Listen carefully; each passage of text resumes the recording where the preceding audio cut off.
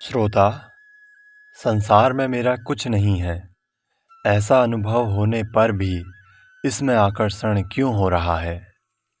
स्वामी जी, मेरा कुछ नहीं है, ये आपकी सुनी हुई बात है, अनुभव में नहीं आई है, समझ में भी नहीं आई है, तोते की तरह सुनकर सीख ली। सुनी हुई बात बहुत थोड़े काम आती है।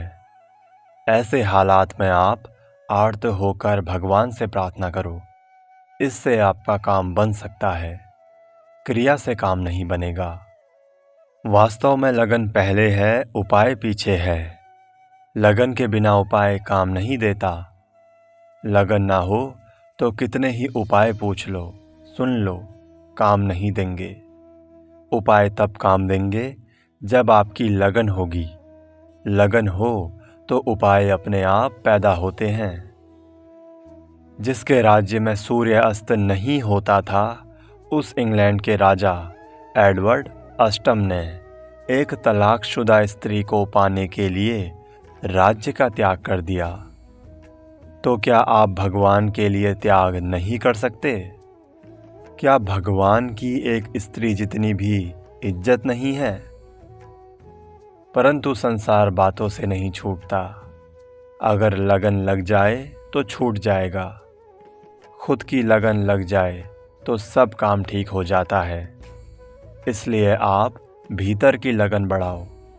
इसके लिए प्रार्थना करना अच्छा है। रोकर प्रार्थना करो तो बहुत बढ़िया है।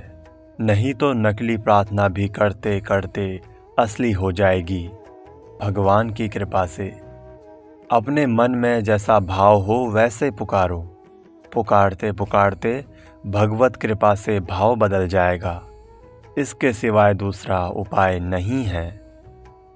आप सच्चे हृदय से भगवान में लग जाओ तो आपका प्रारब्ध भाग्य बदल जाएगा। केवल लगन के कारण कितने साधारण लोग भी संत महात्मा हो गए। जब तक आपका हृदय सच्चा नहीं होगा, तब तक बढ़िया से बढ़िया बातें भी आपके काम नहीं आएंगी। बढ़िया सत्संग मिल जाए, अच्छे महात्मा मिल जाएं, बढ़िया ग्रंथ मिल जाए, तो भी वे आपके काम नहीं आएंगे। लोग कहते हैं कि अच्छा गुरु संत नहीं मिलता, पर आप जब तक अच्छे नहीं होंगे तब तक वे नहीं मिलेंगे। आप अच्छे हो जाओ तो बढ़िया से बढ़िया गुरु, संत, ग्रंथ मिल जाएंगे, अच्छी युक्तियाँ मिल जाएंगी। इसलिए केवल अपनी लगन बढ़ाओ। भोजन बढ़िया मिल जाएगा, पर भूख अपनी चाहिए। भूख नहीं हो तो बढ़िया भोजन से भी क्या होगा। आप सच्चे हृदय से लगन लगाओ तो सब चीज़ें मिलने को तैयार हैं। अच्छे अच्छे महात्मा आपको ढूंढेंगे।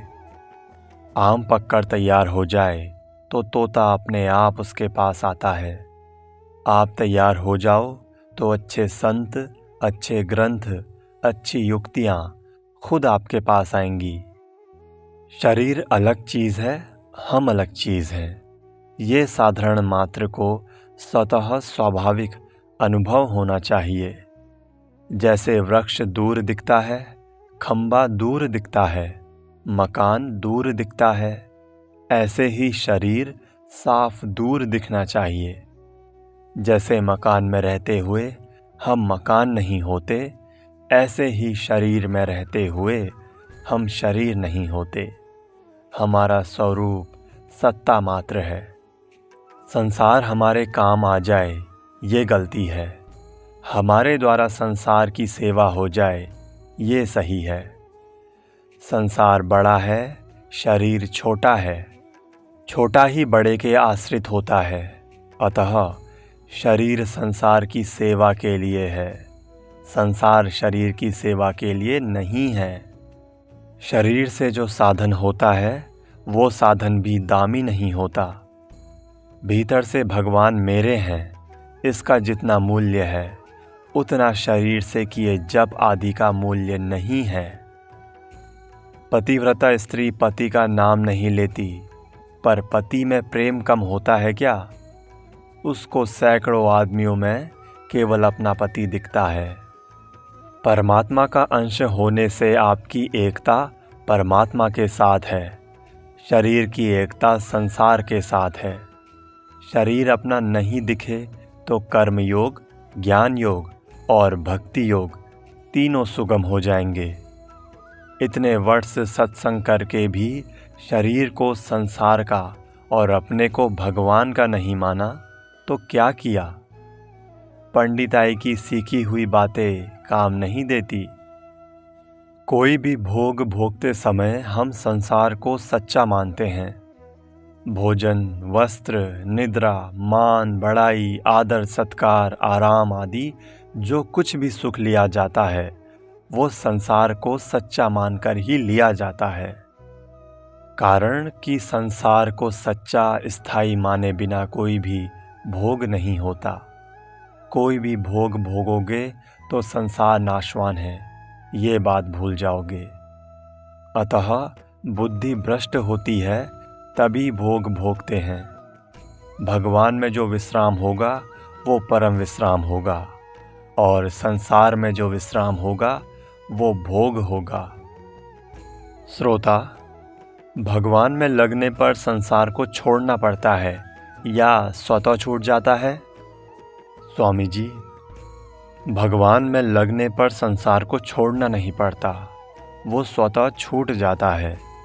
भूख लगने पर यह कहना नहीं पड़ता कि तुमको भोजन करना चाहिए। भगवान में लगने पर मन में स्वाभाविक संसार की रुचि नहीं रहती कि रुपया कमाएं, भोग भोगें, संग्रह करें आदि। आपको प्यास लगे तो ठंडा पानी क्यों पीते हो? क्या किसी के उपदेश से पानी पीते हो? एक बार मैंने सत्संग में पूछा कि क्या सुनाऊं, तो किसी ने कहा कि वैराग्य की बात बताओ। मेरे मन में आई कि अभी यहाँ से उठकर चल दूं, फिर पीछे कभी आऊं ही नहीं। इसको वैराग्य कहते हैं। वैराग्य में एक रस है, आनंद है, शांति है, पर इसका पता सच्चा वैराग्य होने से ही लगता है। वैराग्य के सुख को वैराग्यवान ही जानता है। भगवान जीव को मनुष्य शरीर वास्तव में अपने लिए देते हैं। भगवान की एक भूख अर्थात कमी है। भगवान प्रेम भाव के भूखे हैं। इस प्रेम भाव की भूख को मनुष्य ही मिटा सकता है, परंतु प्रेम करने वाले भक्त बहुत कम हैं। प्रेमी भक्त वे होते हैं जो संसार की किसी वस्तु में लुब्ध नहीं होते। संसार में भी ऐसी ताकत नहीं है कि भक्त को अपनी तरफ खींच ले। जो संसार में खिंच जाते हैं वे भक्त नहीं होते, संत नहीं होते। जो भगवान का आश्रय लेकर साधन करते हैं उनके लिए भगवान बहुत सुलभ हो जाते हैं। इसलिए भगवान के चरणों का आश्रय लेकर साधन करो। एक बात याद रखो कि हम भगवान के खास बेटा बेटी हैं। अपने भीतर इस बात को जमा लो कि हम भगवान के हैं। मूल में जीव को भगवान की आवश्यकता है, पर इस आवश्यकता को भूल जाने से अनेक इच्छाएं पैदा हो गईं जो कभी पूरी नहीं होती। ज्यों-ज्यों इच्छाएं पूरी होती हैं त्यों ही त्यों और इच्छाएं बढ़ती हैं। अगर एक भगवान की प्राप्ति हो जाए तो सभी इच्छाएं मिट जाएंगी। मनुष्य में ये वहम रहता है कि रुपए मिलने से शांति मिल जाएगी, पर यह बिल्कुल झूठी बात है। आप मानो चाहे मत मानो, रुपयों से आपकी भूख मिटने वाली नहीं है, उल्टे भूख और बढ़ेगी। गरीब आदमी की 100-200 रुपए की भूख होती है, पर धनी आदमी की करोड़ों रुपयों की भूख होती है और घाटा भी करोड़ों रुपयों का होता है। गरीब आदमी को उतना घाटा पीढ़ियों में भी नहीं हुआ। गरीब आदमी को थोड़ी सी चीज़ों की ज़रूरत होती है, पर धनी आदमी को मोटर आदि बड़ी बड़ी चीज़ों की ज़रूरत रोजाना पड़ती है। इस विषय को मैंने खूब देखा है, अध्ययन किया है। आप मानते हैं कि रुपए मिलने से ठीक हो जाएगा, पर रुपए मिलने से और आग लग जाएगी। ज्यों ही रुपये मिलेंगे त्यों दरिद्रता बढ़ेगी। मनुष्य समझता है कि रुपये मिल जाएं तो एक घड़ी खरीद लें, पर रुपए मिलने पर बड़ी बड़ी मोटरें खरीदने की मन में रहती है, पर मिलती नहीं हैं। आपकी दरिद्रता में और धनियों की दरिद्रता में कुछ भी फर्क नहीं है। आप लोगों को ये वहम है कि रुपए होने से दरिद्रता मिटती है, पर वास्तव में रुपए होने से दरिद्रता बढ़ती है, बढ़ती है, बढ़ती है। रुपयों से दरिद्रता नहीं मिटती, इस बात को आप मान लो तो बड़ी शांति मिलेगी। आप कृपा करो, जो मिला है उसमें संतोष करो। कुछ भी पास में ना हो तो बड़ी शांति रहती है, ये मेरी देखी हुई बात है। आपके मन में है कि स्वामी जी समझते नहीं, पर आपसे दूना समझता हूँ। आपने तो केवल रुपयों को रख कर देखा है, पर मैंने रुपयों को रख कर भी देखा है और छोड़ कर भी देखा है। रुपयों के बिना तकलीफ़ उठानी पड़ती है, ये मैंने देखा है। पर रुपये नहीं रखने से जो शांति मिलती है वो रुपयों से नहीं मिलती, ये बिल्कुल पक्की बात है। परंतु ये बात साधुओं को भी जचती नहीं, क्या करें।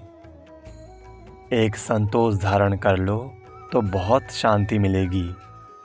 मैं पैसा छोड़ने के लिए नहीं कहता, मैं कहता हूँ कि जितना है उतने में संतोष करो। छोड़ दो, विशेष आनंद होगा, इसमें संदेह नहीं है। भूख तो है परमात्मा की, पर पूरी करना चाहते हैं रुपयों से, असंभव बात है।